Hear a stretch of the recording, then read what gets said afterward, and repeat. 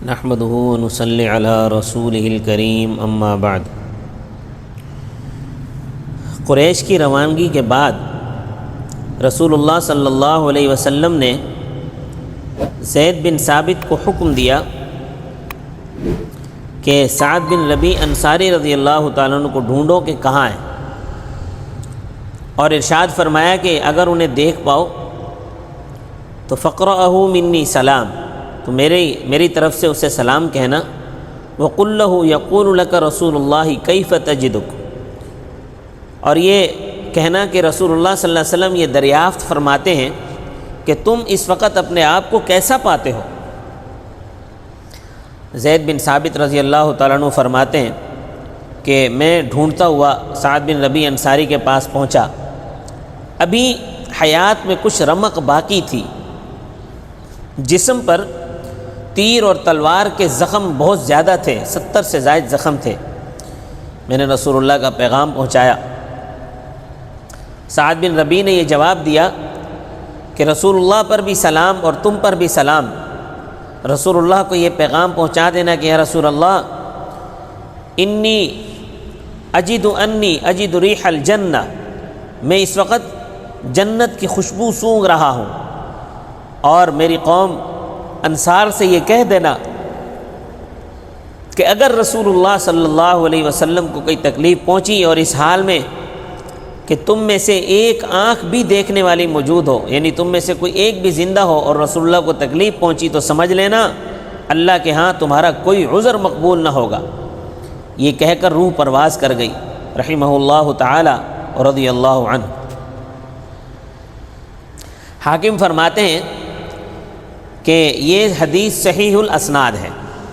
حافظ ذہبی نے بھی تلخیص میں اس کو صحیح فرمایا۔ ایک دوسری روایت میں ہے کہ سعد رضی اللہ تعالیٰ عنہ نے زید بن ثابت سے یہ کہا کہ رسول اللہ صلی اللہ علیہ وسلم کو خبر دینا کہ انی فی الاموات، میں اس وقت مر رہا ہوں، وَأَقْرَهُ السَّلَامُ وَقُلْ لَهُ يَقُولُ جَزَاكَ اللَّهُ عَنَّا وَعَنْ جَمِيعِ الْأُمَّةِ خَيْرًا، اور سلام کے بعد یہ کہہ دینا کہ سعد یہ کہتا تھا کہ جزاک اللہ عنا وعن جمیع الامت خیرا، کہ اللہ کے رسول اللہ آپ کو ہماری طرف سے اور تمام امت کی طرف سے جزائے خیر دے کہ آپ نے ہم کو حق کا راستہ بتایا۔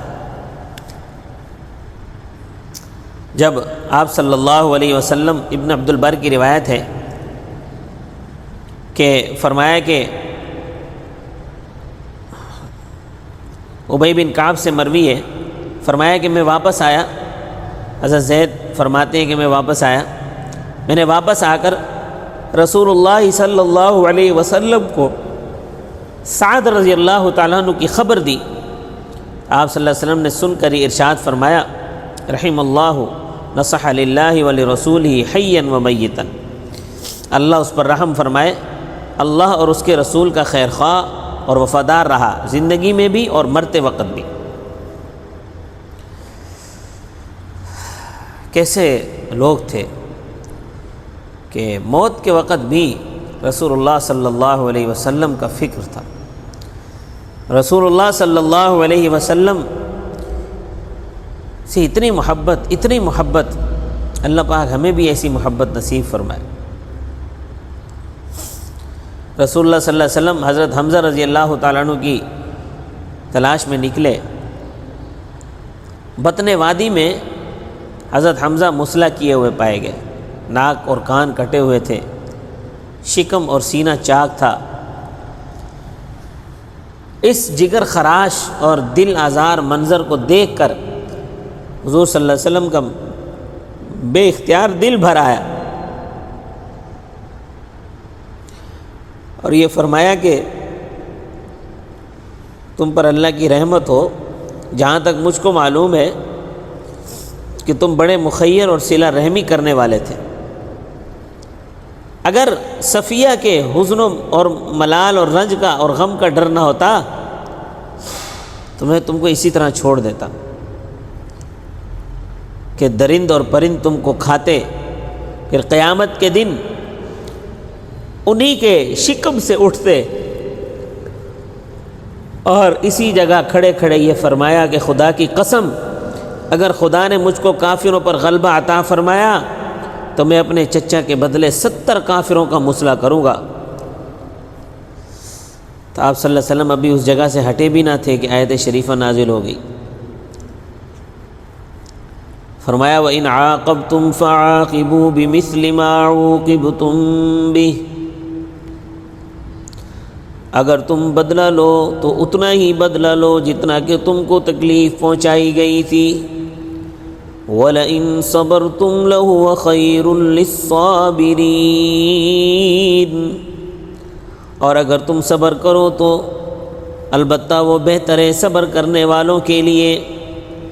وَاصْبِرْ، آپ صبر کیجئے۔ وَمَا صَبْرُكَ إِلَّا بِاللَّهِ، اور آپ کا صبر کرنا محض اللہ کی امداد اور توفیق سے ہے۔ وَلَا تَحْزَنْ عَلَيْهِمْ، اور نہ آپ ان پر غمگین ہو۔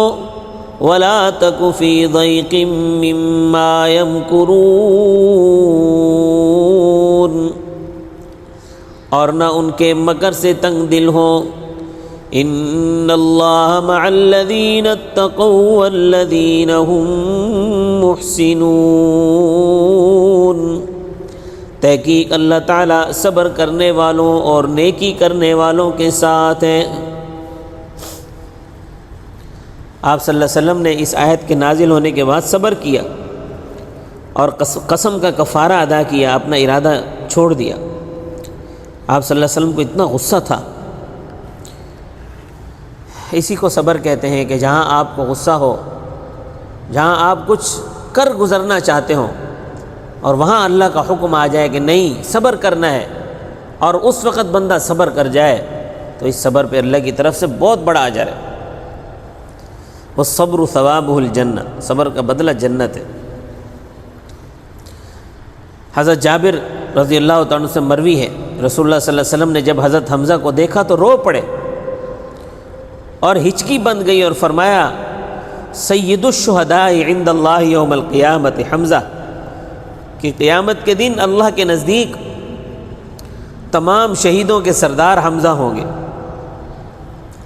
معجم طبرانی میں حضرت علی رضی اللہ تعالیٰ سے مروی ہے کہ رسول اللہ صلی اللہ علیہ وسلم نے ارشاد فرمایا سید الشہداء حمزہ بن عبد المطلب، کہ حمزہ بن عبد المطلب تمام شہیدوں کے سردار ہیں۔